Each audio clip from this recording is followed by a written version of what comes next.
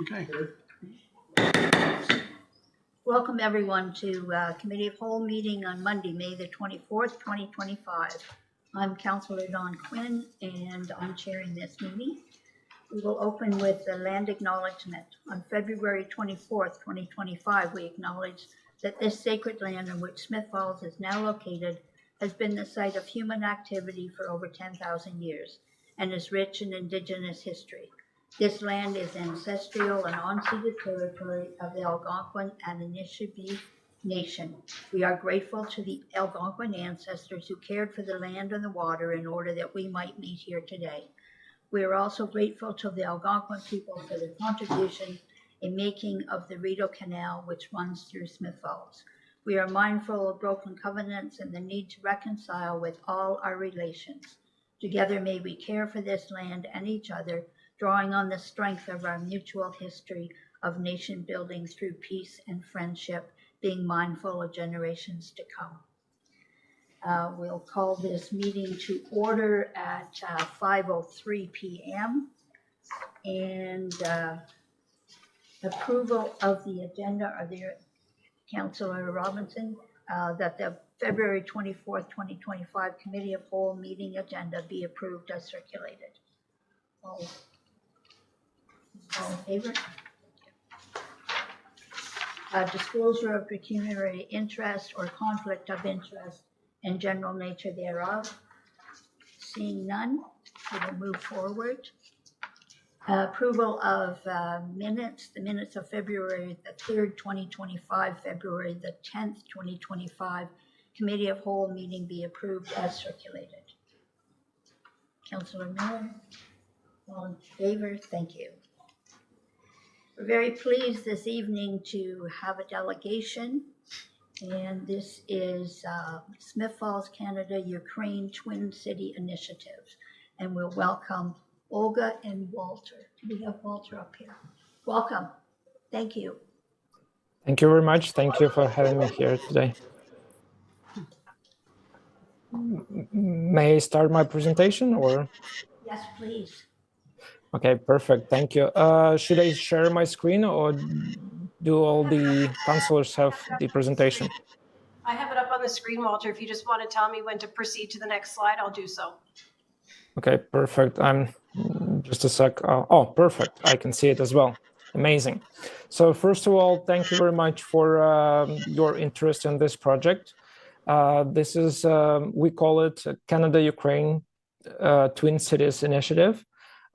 Smith Falls, if you would decide today, could become the 7th municipality in Canada who would like twin with Ukrainian city.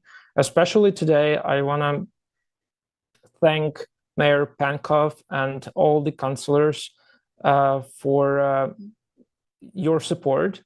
It's the 3rd anniversary of the full-scale invasion in Ukraine, and it's important as never before that Canadians are standing together and in support of Ukraine and Ukrainian people, both in Ukraine and in Canada. If we could proceed to the next slide, please, you would see the geography of our initiative. As for today, Canada has 15 municipalities who have twin cities in Ukraine. 6 of them were signed since 2022, since the war started. And those were our projects that we helped with. And our team would be happy to assist Smith Falls in this process as well. Please, next slide. We have, again, 6 success stories. We started with the Brantford in Ontario and Kamenets-Podilsky in Ukraine. Those are municipalities of 110,000 population. Then we had the smallest municipality that we worked with so far. That is the Sioux Lookout in Northern Ontario and Vashkivtsi in Ukraine. They're just like 10,000 population municipalities. Then we had North Granville, which is pretty close to Smiths Falls, and this is probably this is our third twinning agreement, but it's the most active twinning relationship so far. On the next slide, you would see it, but we also have the agreement process that has been started but haven't been finalized yet. This is between the Port Hope and Navirna in Ukraine, and the latest and the only. Oh, sorry, not the only, but the first twinning agreement outside of Ontario was Brandon, Manitoba, second largest municipality in Manitoba, and they signed the agreement with Червоноград, which is now Sheptytsky, and for them it was important because Winnipeg and Lviv, which is a center of Ukraine Oblast, which is kind of similar to province, were twins already. So that was very like it had a special symbolic meaning for them. And the next slide would show the municipality of Summerside. That was the latest that we signed in January, and with Kremenets in Ternopil region. And North Granville, again, as I mentioned, they had, you could see the photos of assistance and cooperation between the municipalities. For example, in North Granville, Mayor Beckford and the working group that consists of representatives of both mayor's offices and the local community members from both sides, and they coordinate the efforts when it comes to community projects. And in this case, you could see those bicycles. They were donated by the community. They collected more than 35 of them, and they painted them in blue and yellow, and they installed 4 of them representing Ukrainian family, because one of the bikes is for like a male, like represents a father, another one represents a mom and 2 kids, and it's installed right in front of the city hall. They also have side projects during like within this initiative where they collect funds and they send them to Ukraine, not to municipality, but to a very specific organization that cares about internally displaced families in Ukraine who have mental issues. So they are helping with those donations collected during this initiative to those specific families, and it means a lot. And again, this brings the whole community together. The whole North Granville comes together to paint the bike, to collect the bikes, then to paint them, then to arrange other side projects. And students, high school students, university students, they're involved in community work, and they're getting community work hours.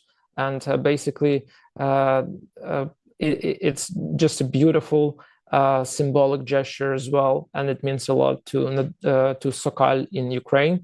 And basically, they're exchanging gifts and Christmas cards, not only between councillors, but between municipalities and high school students. In Sokal, for example, they have an English-speaking school, and those students are in contact with the North Granville students. And the next slide would show how the twinning process works. It's again, at this point, from this point on, it would be pretty straightforward. We would decide which municipality Smiths Falls would prefer to choose. If so, then we would arrange a meeting between the mayors and city staff on both sides. We would arrange all the translation, all the interpretation, so there will be no extra, no cost at all during this process. We're taking care of everything. We'll also arrange the second meeting where during the first meeting, the terms and conditions of the agreement would be discussed. It's a pretty straightforward, simple agreement. It's very generic. So it would be up to the municipalities how they would decide to proceed and like which areas they would prefer to pursue, basically.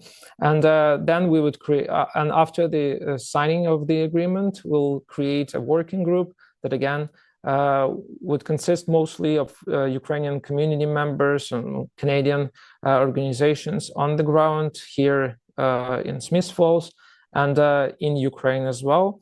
So the involvement of municipality would be minimal. It won't take much of staff hours or councillors or mayor's hours, but again, of course, during the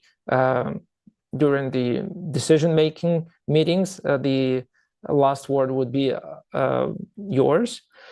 And again, we as a team of this Canada-Ukraine Twin Cities initiative will be making this process as easy as possible. And the next slide, please. We have a list of potential sister cities for Smiths Falls. Basically, you could see the range of population is quite wide. But again, municipalities in Ukraine, you probably understand this, they're not as big as they used to be in 2022.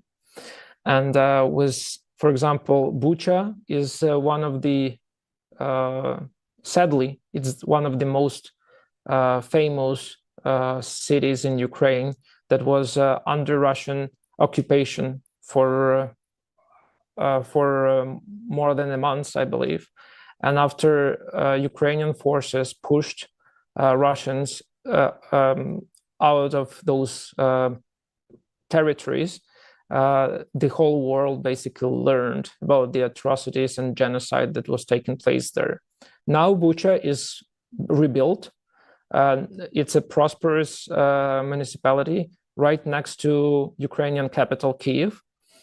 So again, just geographically, it's very close to Smiths Falls. Like Smiths Falls is close to Ottawa, Bucha is really close to Kyiv, and economically they're very similar. And again, the city used to be occupied, but it's no longer. It's a free city. It's a Ukrainian city, and they are eager to find twinning partners around the globe. Again, this is a very powerful message that Smiths Falls could send to the rest of Canada and to the rest of the world, basically, that we stand united with the communities that went through the most terrifying times that could be possibly imagined. But at the same time, we're suggesting other options. Zolochiv and Lviv region, it's smaller. Lviv is right next to, Lviv region is right at the border with Poland. So those are very safe areas where municipalities most of the times hosting internally displaced people. Kaniv is historically is in this geographically is in the center of Ukraine, but historically it was considered a potential city for a Ukrainian capital. For example, like it used to Canadian capital was moved to Ottawa just because of its location. Kaniv was suggested as such location a couple of times already. So down the road, we never know what might be the case. Also, we have Ostrog here. Ostrog is the capital of Ukrainian science, if we can say so, because Ostrog Academy was the first university in Eastern Europe. And basically it's still standing there and still functioning, has a lot of students, basically more students than the population of the city itself. And of course, we have smaller municipalities like Starozhenets in Chernivtsi region and Bila in Ternopil region. Again, I think at this moment, if the city council would decide that we should proceed with the initiative itself, Mayor Pankov and city staff and us, we could decide which city would be the best fit. And of course, consulting with the rest of the council, we would choose the perfect one. The next slide, please. You can see the twinning agreement. Basically, all 6 of them were almost identical. And the potential fields include developing of tourism, culture, youth cooperation, sport, science and education, and so on. And so far, I could see that the most the fields that are the most popular are youth cooperation, because it's easy to start with, where Ukrainian high school students and Canadian high school students are developing the contact and basically maintaining communications between themselves. So they exchange their experiences. They would share some knowledge of history of their own countries, and basically it helps a lot Ukrainian students to improve their English, and for Canadian students it helps them to appreciate more how lucky we are that we live in Canada. And then of course we could switch to cultural exchange, where we could basically do some sort of a project like North Grenville did, or we could do museum exhibitions where we would show Ukrainians how Smith Falls lives and how it was developed, and like what we have to, like what we are proud of. And the same thing we could do for the Twin City in Smith Falls. And the next slide, please. And optional help from municipalities. We all know that municipalities don't have huge budgets to spend on anything like this, but at the same time, the municipalities are in charge of 5 fire stations. In some cases, police. They have police departments and some medical equipment. They have municipal vehicles of different sort. Those could be ambulances, those could be police vehicles, those could be just regular vehicles that city is using for all sorts of needs. And when those vehicles or firefighter equipment, for example, is at the end of its life in Canadian terms, it's still good to be used for Ukrainian realities. And we did that with Port Hope, where Port Hope sent firefighters equipment to Nadvirna, and that was very welcomed. Even if the Twin City is not in need of that, we have other municipalities within Ukraine that would take advantage of that support and use the equipment, and that would serve people and basically would save lives. As well, what municipalities are taking care of libraries, as far as we are aware, and other like clubs. So basically, if there are computers or any sorts of electronics that could be again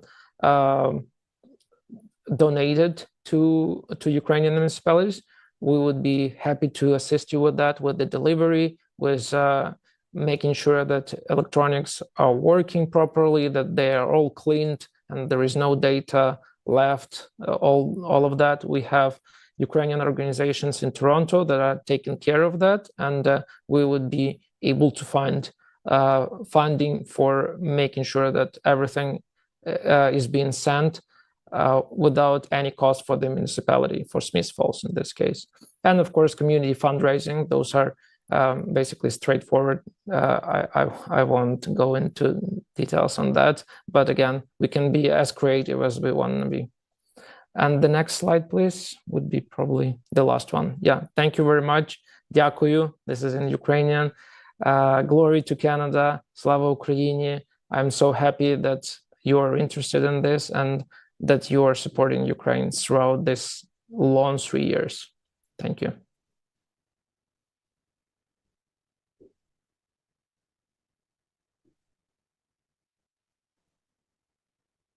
And to Olga for reaching out and offering this opportunity for us. And Olga is from Carleton Place. She moved there about 2.5 years ago, just not long after the start of the war. She's played a very key role in, I guess, helping a number of Ukrainians settled in the region. She's a key person, and she said she'd be here today, but she's actually speaking to the Canadian Senate this afternoon. That opportunity as part of a committee. So appreciate what the work of the two of you and are doing, and of course everyone else is involved. This was important, I think, before recent developments, especially out of the U.S., and I think it's even more critically important today as unfortunately Ukraine seems abandoned by one of its key allies, and we know that it's gravely concerning. The UN General Assembly met this afternoon and passed a resolution naming Russia as the aggressor, calling for a ceasefire and removal of troops from Ukraine. And the U.S. is only a handful of countries that voted against that resolution, siding with Russia, North Korea, and a few others. So it's gravely concerning, and I'm sure for the Ukrainian people who have been so resilient through so much of this, and the brave troops, everyone who is the united force to do what they can to repel a much larger, more powerful enemy, and to maintain their independence and their solidarity that carry them through this. It's very admirable, but I'm sure there's a lot of dark and difficult days. And we know that any outpouring of support from across the world can make a difference. And it wasn't much over 3 years ago when a group of citizens in Smiths Falls formed the Smiths Falls Welcomes Ukraine group, quickly mobilized. There was a lot of support from the community to help support the possibility of bringing Ukrainians into our community. And by 3 years ago this summer, the first ones arrived. And they've integrated, become part of our community. Their kids are in our schools, and they found a new life in Canada. It doesn't mean that the stresses and the worry leave. They know that they are safe here, but they have family and loved ones at home who are at greater risk and a greater danger. And it's incredibly impressive to see how Ukraine carries on, even with a smaller population. I think the last time I looked, probably about almost a 10% decline in population, still because of people who had to flee for safety elsewhere. And I think of our youth and our children who understand a little bit about this, but the opportunity to connect with youth in Ukraine and to show some solidarity and some support, and maybe that whole pen pal thing can resurrect itself, and they have an opportunity to help share a little bit about Canada at the same time, understand a little bit what's going on over there. So I don't know where this twinning could go, and what kind of moral support we can provide, potentially resources. I don't know if we have end-of-life equipment, and with our fire service as an example, that probably could be very valued over there. But I think overall, this is something that I'd like to see happen, like to see council support, and then we'll navigate our way through this and see how we can make a meaningful difference for a community and the people in Ukraine. At the same time, all of us to do a small part. And even as recently as last week, I was contacted by someone locally who represents an organization wanting to help some of the Ukrainians who've settled here. So there's still a willingness in the community to do more. And I think the rhetoric and the stand taken by the U.S. president really brings to a much greater importance to the support that we can provide from thousands of kilometers away. So Walter, thank you. And Olga, get a chance to watch us later. Thank you for everything you're doing. Thank you, Madam Chair. Any other comments? Just I support the idea, the concept, and I know Smiths Falls is a caring community. Today of all days, as the mayor has pointed out, 3-year anniversary. I'd be happy if this came forward to council for consideration, and very supportive of the idea.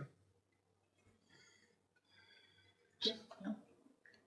Thumbs up. People will bring it forward to council for further discussion. And Walter, we look forward to meeting with you again. Thank you very, very much for this presentation. Councillor Brennan, did you have anything to say? No, I just put my thumb up there, and I look forward to working with you. Thank you. Thank you. Thank you very, very much. Thank you. Thank you for coming forward.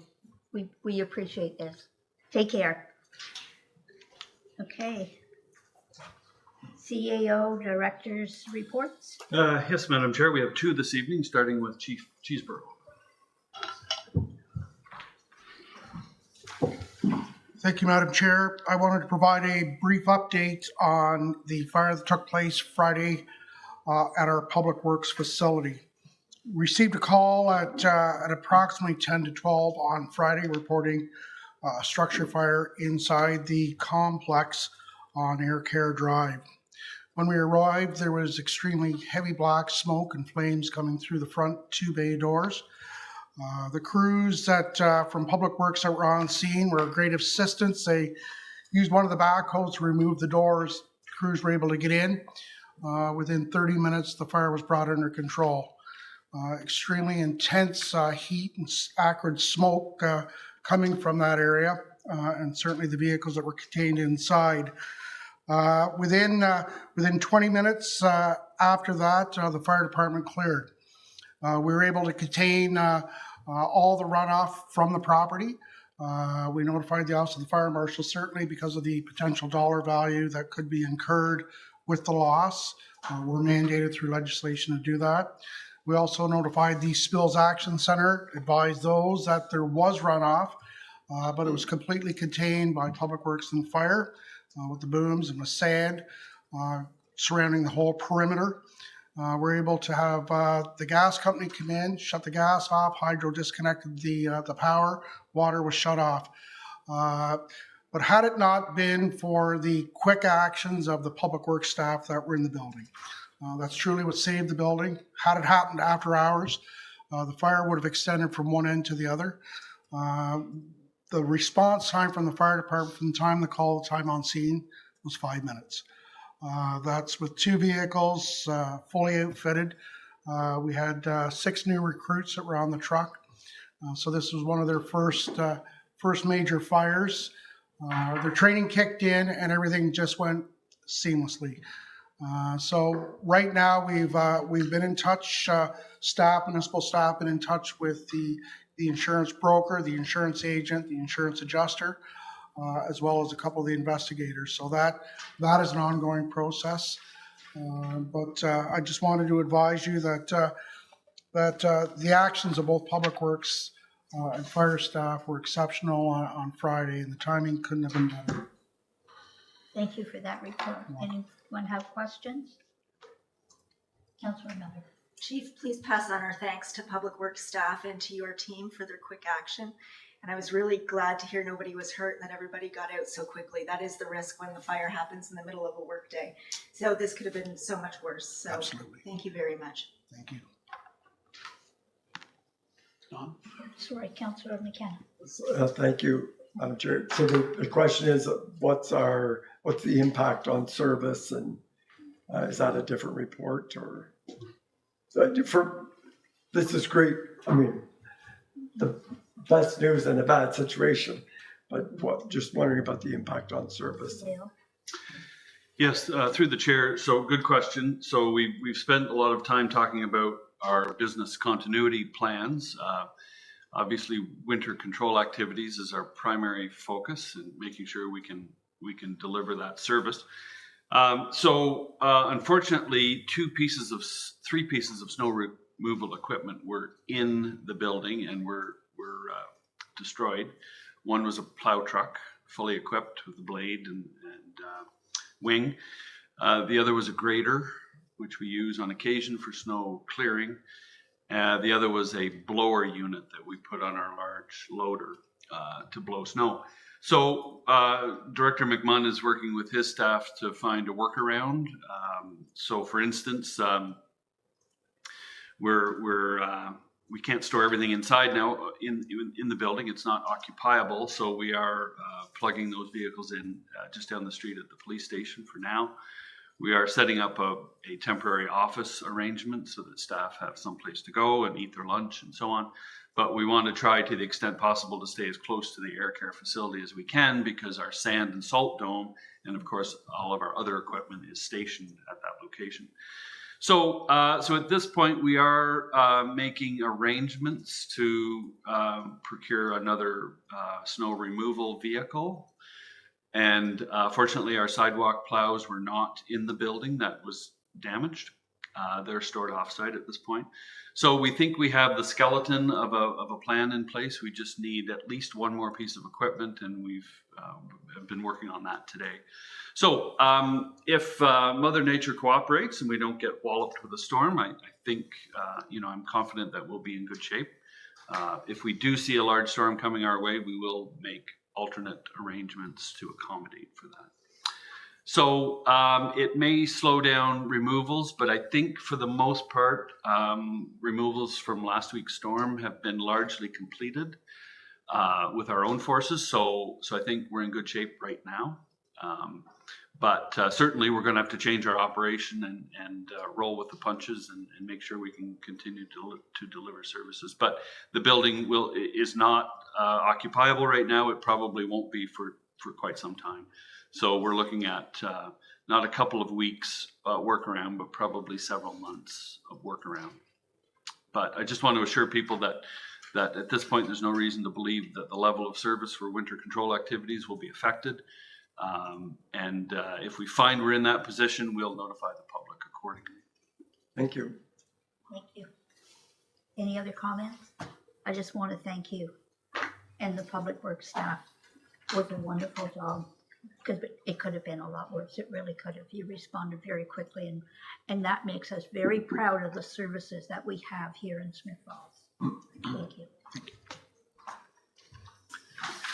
CAO Morse. Okay, Madam Chair, the next report I will deliver, and it's related to last week's colossal announcement by the Prime Minister of Canada, and that relates to the high-speed rail announcement that was made. So Council will know that for some time this process has been underway. There were three proponents that had bid on this rather large undertaking. It's about 1,000 kilometers of rail service, passenger rail service, connecting Toronto to Quebec City, going through Peterborough, connecting Ottawa, Montreal, Laval, Trois-Rivières, and Quebec City. So the announcement last week is that the federal government chose a proponent to work with. They have not defined the corridor or the system, the type of rail. They know it'll be electric, but other than that, the announcement suggested it would be high speeds up to 300 kilometers an hour. So it will, if built the way it's planned, will significantly reduce travel times between those major metropolitan areas. To give you an example, it's suggested right now that the trip from Toronto to Ottawa is 4.5 hours by vehicle. The new system would break that down or bring it down to 2 hours and 10 minutes. So we're talking about a significant shift in the way we move people in the provinces of Ontario and Quebec. So what does all that mean for Smiths Falls? Well, as you know, we've been advocating for a presence on that system somewhere within the corridor. Although the announcement didn't specify Smiths Falls, I just want to caution or advise that the announcement reflected the cities, metropolitan areas in the RFP that had to be connected by the system. It doesn't mean there won't be others. And if you look at the map, I would submit to you there's a large geography between Peterborough and Ottawa that isn't covered by a station, and we're within that corridor. So we've had good discussions with our contact, the government relations folks at the high frequency office.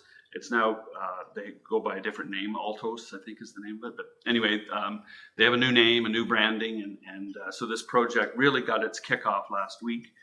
There are some political hurdles, of course, to overcome before it becomes a reality. But I just want to assure committee and the people of Smiths Falls that we're advocating heavily for a presence along the corridor. Again, the corridor has not been chosen, but what we know is it'll be high speed, it'll be a dedicated track, so no wait times for freight trains as is currently the situation, and it'll be fully electric. It'll connect those 7 cities and potentially others. So the first step really is a project development phase that it's being called, and that's where the network design will be established, the scope of the project, the technical aspects, and the final alignment. So that's really the process that's going to start hopefully very soon.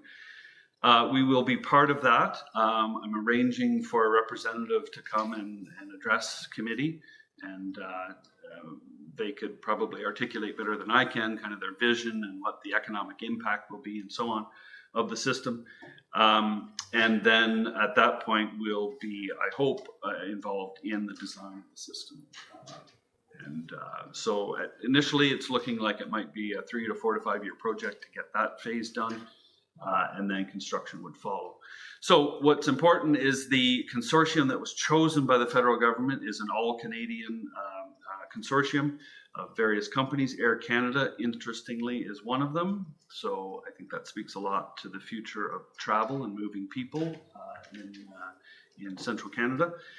So we're very, very excited to be part of the project, and we'll keep the community and the council apprised as the project starts to mature and take shape. Thank you. Any questions? Thank you for that report. Okay, Appreciate that.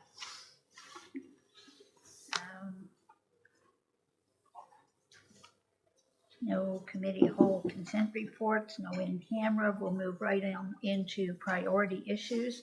And the first is with Chief Cheeseborough with the bylaw annual report, please. Thank you, Madam Chair. The purpose of my report tonight is to provide council with, I'm not going to say an in-depth look, but certainly a look into the activities of the bylaw division over the last 2 years.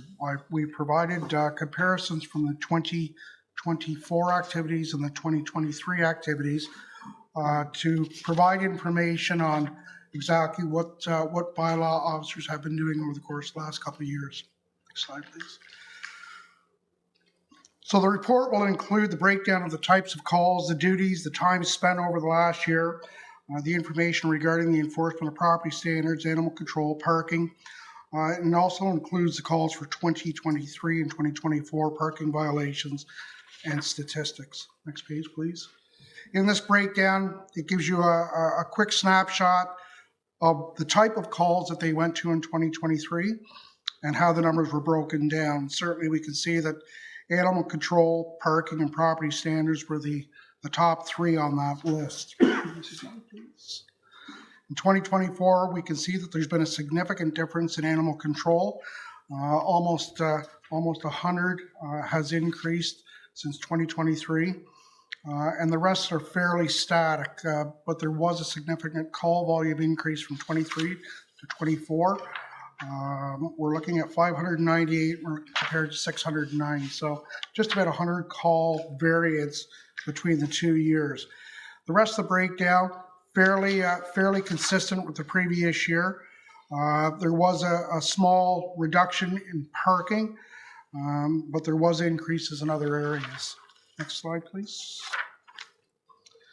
And again, this is a breakdown comparison, just showing you the 2 years and exactly what the increase or what the decrease was in the variety of type of calls that the bylaw officers go to. Next slide, please. If I'm going too fast, please slow me down. This slide is extremely important. It's going to show you, and this is on information based from bylaw officers in the various jurisdictions that we polled.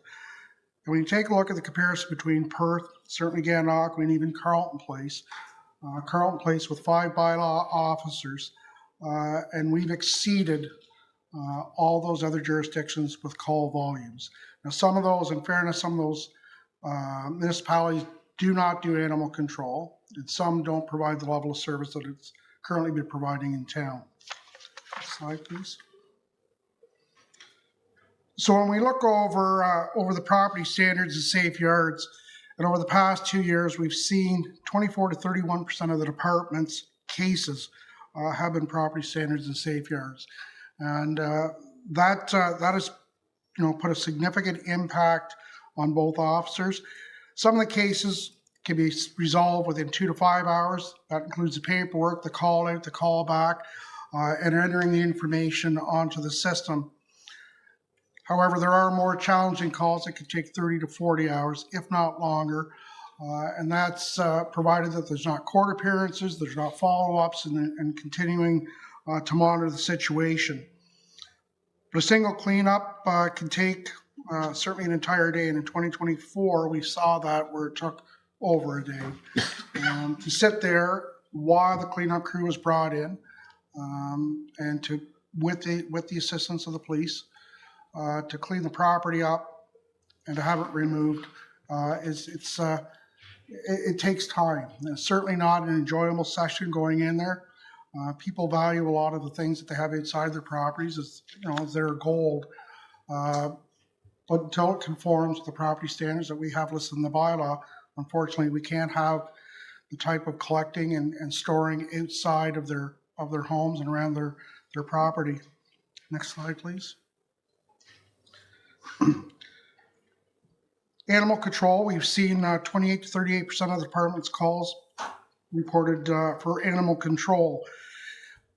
In 2024, there was 70 stray cats that were picked up, and you can see the dollar value at just over $10,000 that we paid the contract to Laws for taking these cats. In 2023, there was 90, and that came in at just over $13,000 for the contract. 2024 saw 23 dogs taken to the OSPCA.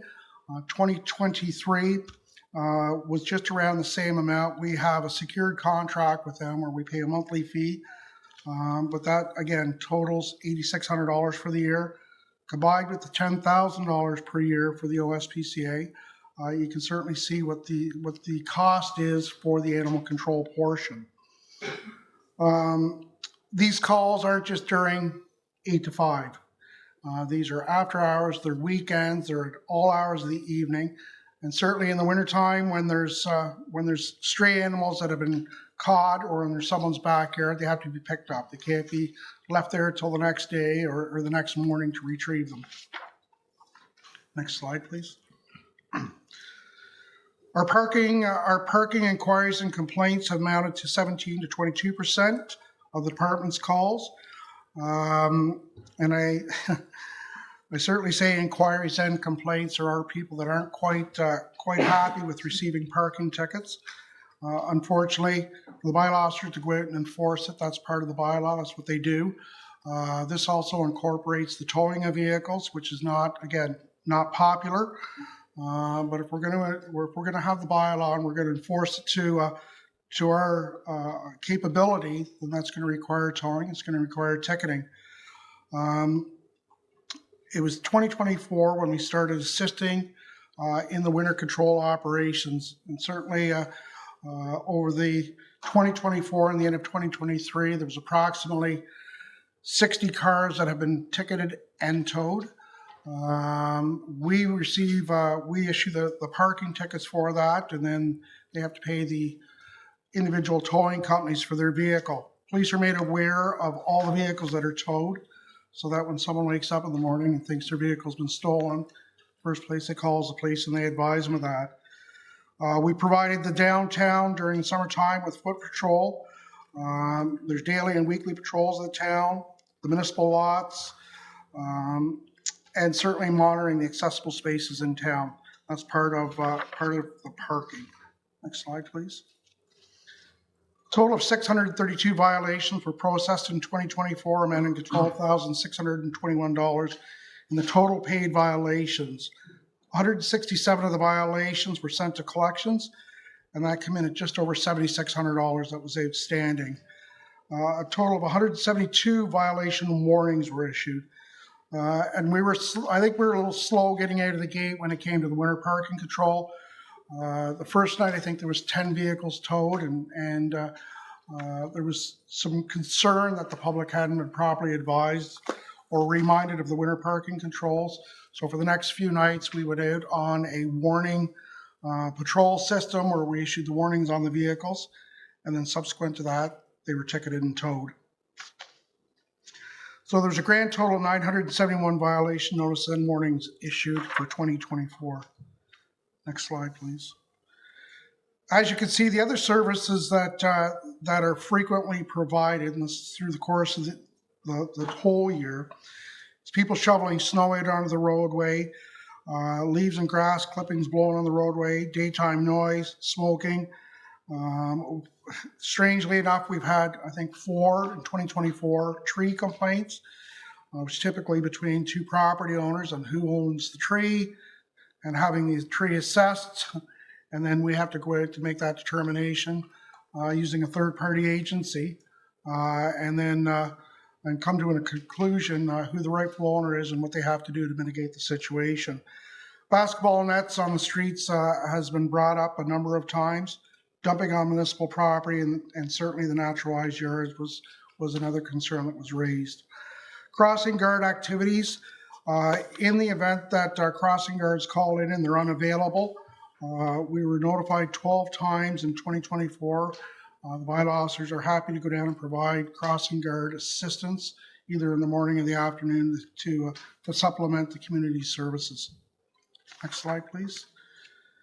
And again, with any type of division or department, there's all the administrative duties that come along with it. Certainly there is with parking, the note-taking, and the entering the CGIS. Court proceedings will be in court again. This will be the second time in 2024. We're there approximately 4 times last year. And certainly policy and bylaw reviews and amendments as we are trying to attempt to do this on a yearly basis and provide council with the most current recommendations on proceedings and bylaw. Next slide, please. To give members of council an idea, the parking patrol for 2024 came out just around 1,200 hours when they're conducting it on a daily process. Parking complaints and inquiries, we've covered that, same as property standards.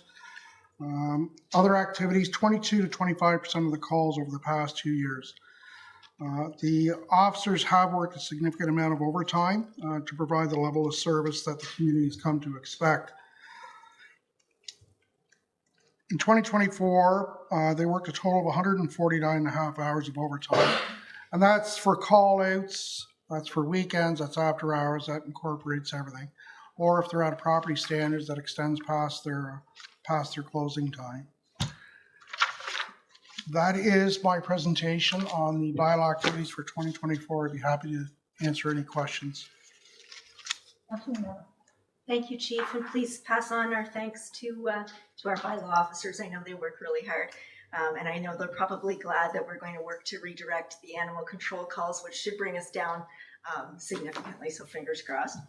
And I just wanted to let you know that several of us were at the Downtown Business Association AGM last month, and they're working on a list of property standards issue in the downtown core. So they're going to be passing on that list. So hopefully that helps you keep your to-do list up.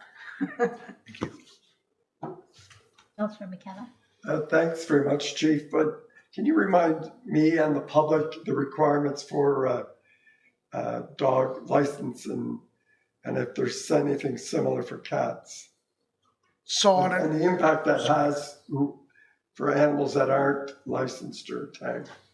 Through the chair, thank you for the question. There is a yearly requirement for dog licensing. The individuals that have registered in the past year, they're on a master list. They get sent a notification for that. And then for the ones that, for the animals that we pick up, we not only check for the dog license, but when they're taken to the SPCA, that they're checked to see if they have a microchip or a tattoo in them that can identify the rightful owner.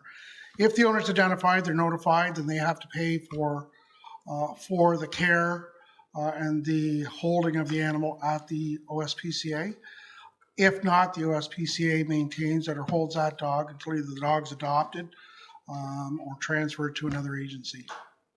Thank you. And nothing for cats? Nothing for cats. Okay. Any other questions? Yes, Councillor Brennan. Thank you so much, Chief, for this and for the report. I find it, when you're comparing municipalities, and I don't think you touched on it, but total calls for service in Perth is 66, and we're 690. I found that kind of interesting. But my question would be, and I will say that with property standards and bylaw, that is the one thing that makes our phone ring, I would say, more than anything else. So in your estimation, are we handling it well? And given the sort of the offloading of the animal control, are we in a good position going forward?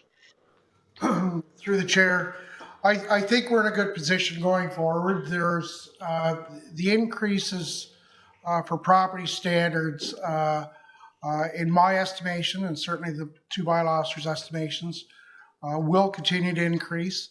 As Councillor Miller has indicated, there's enough, a list being created for the downtown core. Most of the complaints, most of the concerns are driven by either the neighbors reporting this. The bylaw officers during their routine parking patrol have picked up on a number of them, but they're usually complaint driven. And with people wanting the properties next door and surrounding them to be, kept clean and kept clear of debris. Another contributing factor to that certainly is through the housing. And the tenants don't typically take care of the property as much as an individual owner does. And I'm just generalizing that a lot of the calls that we do receive are tenant related. And it's easier when it's sort of tenant related because we could put the onus of responsibility back on the property owner.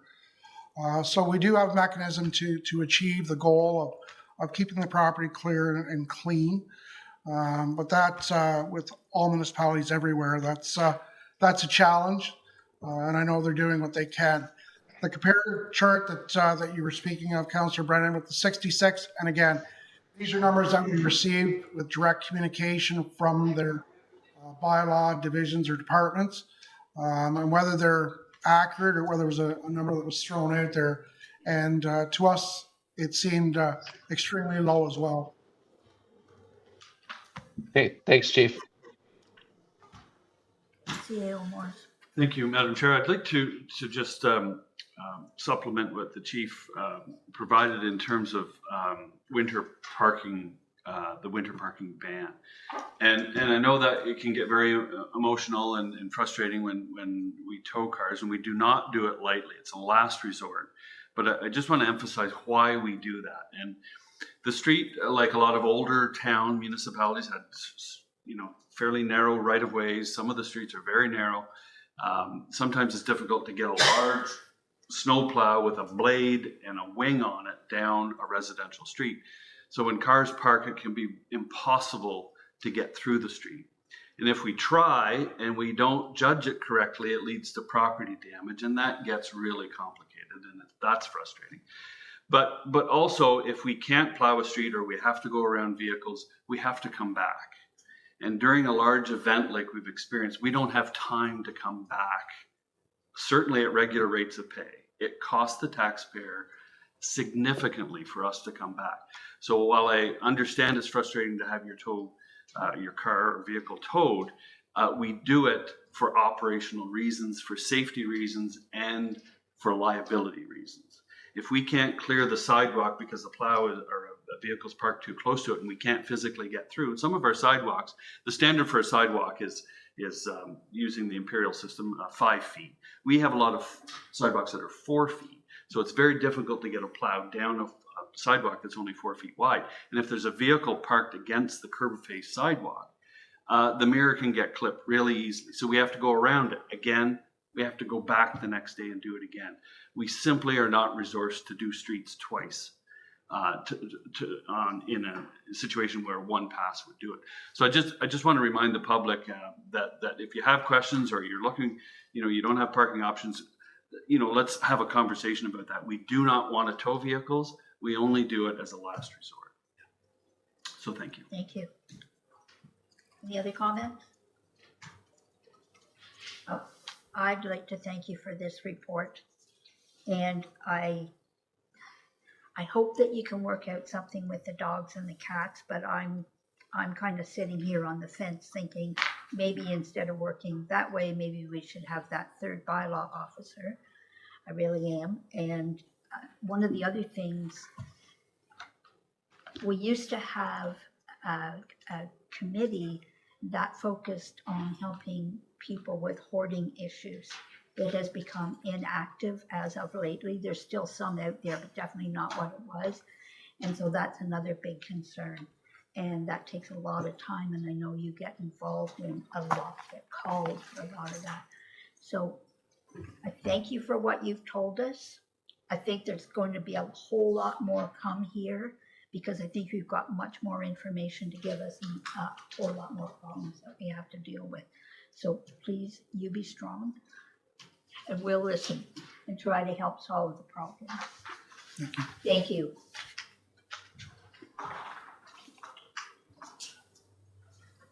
Now we have Director Dalbert with IT strategy report, please. Thank you, Madam Chair and Council. So we're looking to move ahead with the IT strategy. The RFP came in. We were very successful in that we got 14 bids, 14 proposals for different ways to crack the nut of the IT strategy. We provided the information on the top two, the Perry Group and the Blackline Consulting. They're both fairly common within the IT strategy world within Canada. Perry Group just scored a little bit higher on their proposal, and really what it boiled down to was the how they were going to output. It was the output of the report. They seem to be a little bit more aligned with the methodology of the town as far as our asset management strategy, because as council's aware, our asset management plan includes technology, includes equipment, and we felt that the proposal would lead to a better cohesion between the asset management plan and bring the information over from the IT strategy.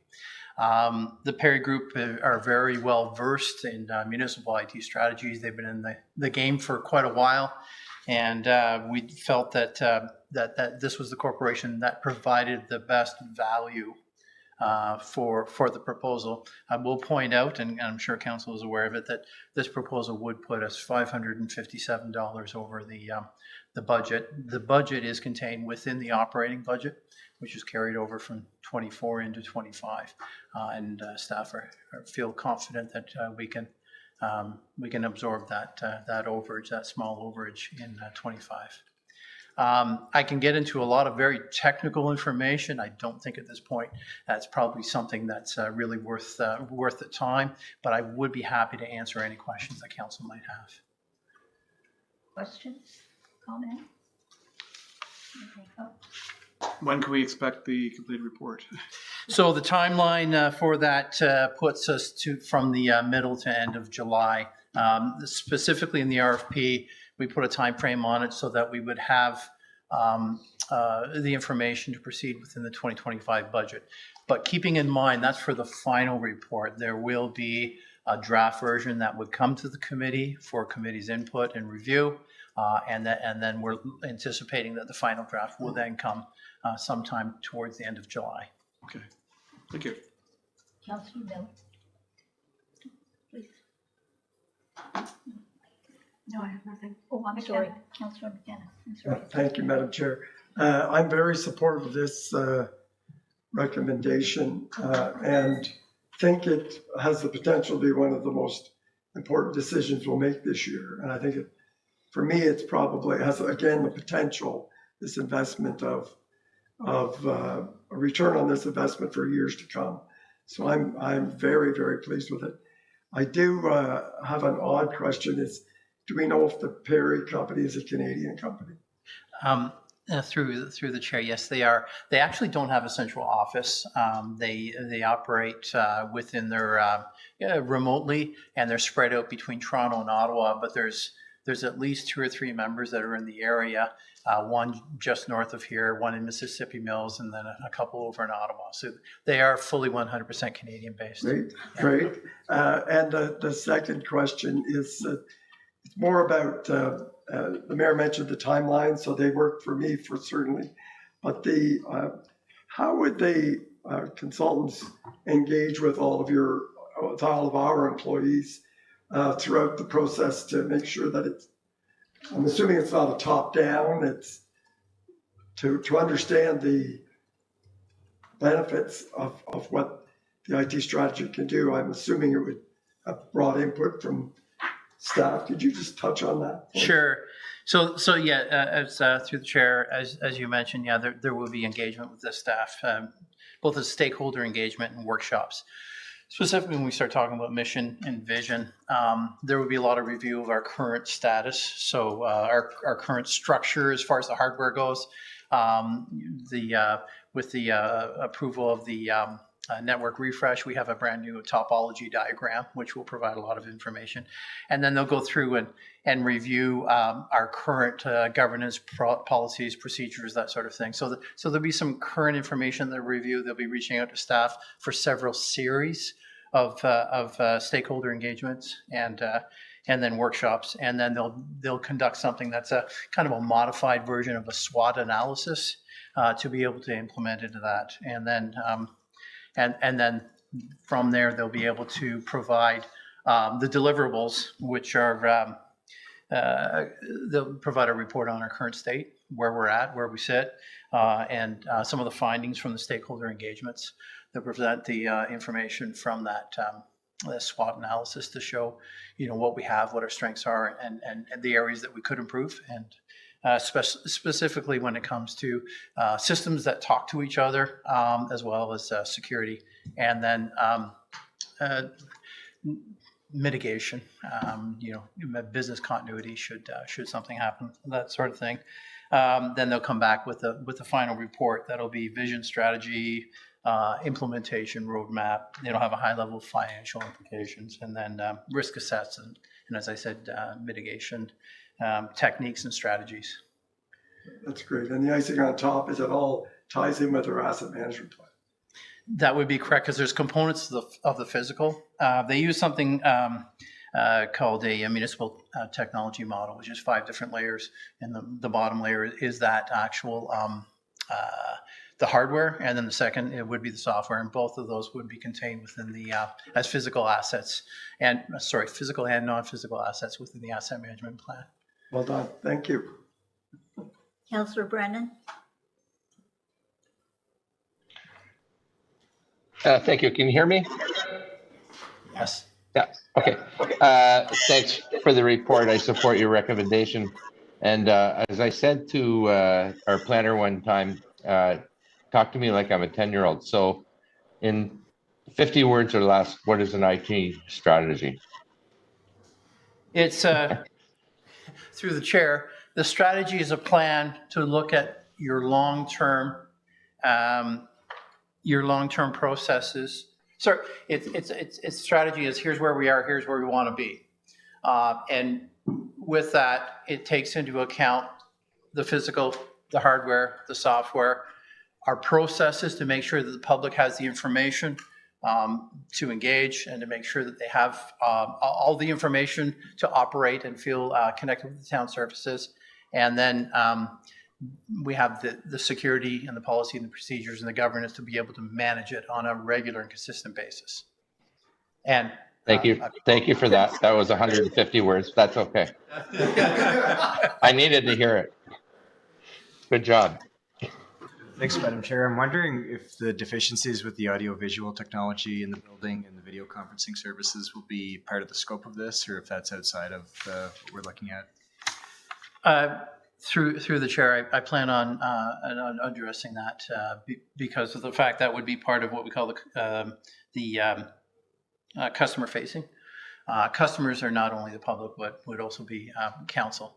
So how the customers utilize the technology, and so that would touch on the system within and the people that are here, but also how people access it at home. So it kind of all incorporates into one model, so we can absolutely make sure that it's a part of that strategy. Great. And through the chair, just for a follow-up, would that also include the online billing and payment systems? Through the chair, absolutely it would. It would involve the any sort of an online billing, make recommendations to what future customer facing might look like, from permitting to dog tags to booking ice. And I know those are all activities that we currently do, but it'll really look at, are we doing it in the most optimal way? And are there improvements that we can possibly make to be able to decrease the number of disparate systems that don't talk to each other, to limit that, and then also to look at how do those systems talk to each other. Again, it really focus a lot on that customer facing aspect. Great, thanks. No other questions? Thank you very much. You sound like you've got a lot of work ahead of you, but we're going to appreciate that, so thank you. Thank you.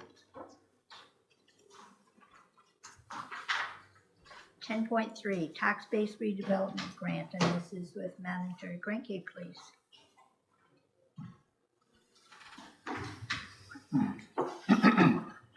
Thank you, Madam Chair. Good evening, committee. I'm pleased to bring forward a report on behalf of Planning Clerk Marie Elmsley. And this relates to the final step of a community improvement plan in principle approval under the old community improvement plan for a development we're all familiar with on Chambers Street. That's 44 Chambers Street. It's the 34 unit residential development. So in 2020, 2021, the development had gone through the planning and building permit approval process for the development. It evolved a little bit. It was originally 28 units. It's now 34, but also as an affordable housing project to be guided by CareBridge. It was council had approved in principle based on the advice of the CIP evaluation committee at the time. They approved in principle a tax abatement under program 4 of the old community improvement plan, which allows for up to 100% rebate for a multi-residential development above the pre-existing level. So that council's approval in principle, I think, recognized the investment and the public good being brought forward with this development. So the way the previous CIP was administered through the tax abatements is that approval in principle would be given subject to any conditions established by council in a resolution, and then that would be finalized once the reassessment is received from MPAC, and once we know what the change in the taxes is going to be. So then that once that's brought forward, council has the opportunity to sort of formalize and finalize the improvement and direct the completion of a contribution agreement between the town and the property owner. So I think in this case, the approval was under the former CIP. Our recommendation is that we certainly honor the approval in principle that was granted before. So there's a number of provisions that were met. There is a minimum threshold for the increase in assessment, as well as the cost of the development. This exceeds both of those. The way it would work is once the final tax bill is received, which it is now, the property owner would, assuming council's approval, the owner would pay the tax bill, and then we would rebate the portion that representing is the increase that was in place, and then that would last for a period of 10 years. So in this case, the staff are recommending that we proceed at the full rebate. That's 100% of the tax increment above the base value, and that's consistent with the previous resolutions of approval granted by council and the previous CIP evaluation committee, as well as the intent of the previous community improvement plan, the housing task force, a report that was approved by the previous council and sort of carried forward by some of the strategic work that this council, through your strategic plan and the housing the housing study that you looked at a couple of weeks ago, supports. So through this, our recommendation is that the council directs the execution of the contribution agreement. I'd certainly like to thank our planning clerk Marie Elmsley for taking on this project and for her work with CareBridge, as well as our finance team, and certainly like to thank CareBridge and their team for investing in our community and providing that housing in a very important part of town. Thank you, Madam Chair. Questions, comments? Mayor Panko? Sure. Thank you, Manager Grenke. And I guess this is really probably the last piece of a very important puzzle that started with the Housing Task Force in 2019. And a number of recommendations that came out of that, which included working with not-for-profits to create housing, affordable housing, and of course the development of a affordable housing CIP. And we're all very familiar with the project 44 Chambers. That it's probably a really good example, or the best example of what can happen when a multitude of partners come together, including St. John's Anglican Church, which donated $500,000 to the county with county dollars and provincial dollars for capital and also for the rent supports. And then CMHC, the federal money, which came in to sort of bridge the gap, and then our commitment early on to this.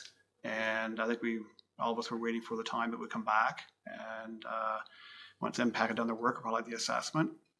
And I think our commitment here certainly is important and meaningful. And it's a significant amount of money over the next 10 years, but we're also talking about a project that will be here for the next 100.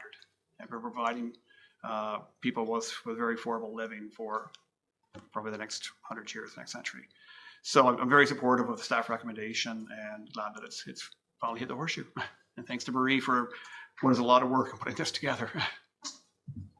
Councillor McKenna. Yeah, I thank you. I think the mayor's really said it quite eloquently, the level of cooperation. I also know that municipalities sometimes take criticism for being part of the bottleneck for making these projects come to life. And I think our planning staff have done an exemplary job of pulling this together and relatively quickly getting people housed in affordable. So I think it's a textbook case of how this can work in a perfect world. And I congratulate you and your team for the work they did to move this along. And it was a complicated project, but in really relatively short time, there's over 50 people housed that wouldn't have been in a situation like this. So I'm just thrilled about it. Thanks very much. Councillor McGuire. Thanks, Madam Chair, and thanks, Carl and Marie, for putting it together. I think it's been a great project. It's great to see it full and the lights on in that corner bustling. I'd just like to see when so many community partners in Smith Falls and now the town puts up big money to develop these projects. I'd like to see more of a priority to people already living in Smith Falls to get those units, because I know the way the list works, there's that priority, and it's not necessarily the people that are already in town that get those spots. So I hope that the way it works in the future, that maybe there can be policy changes or some kind of changes that prioritize the people living in the communities that are putting up the money, because there's still many people in Smith Falls that need secure housing. So. Any other comments? No. Thank you very much, Carl. I think Councillor Brennan, did you have anything? No, he's got his thumbs up. There we go. Thank you. And this one is with Clerk Costello, Municipal Heritage Committee appointment. Thank you. Bringing forward an application this evening from Victoria Maitland for the Municipal Heritage Committee. She brings past experience with heritage committees. This has been vetted through staff, and it's being recommended to council to be formally appointed at our next meeting of council. Thank you. Thank you.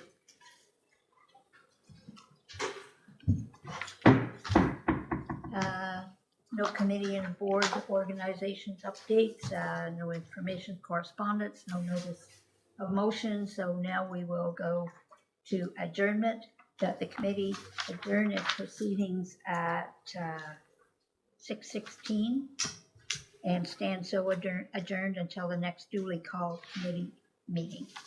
All in favor? Thank you. Good night.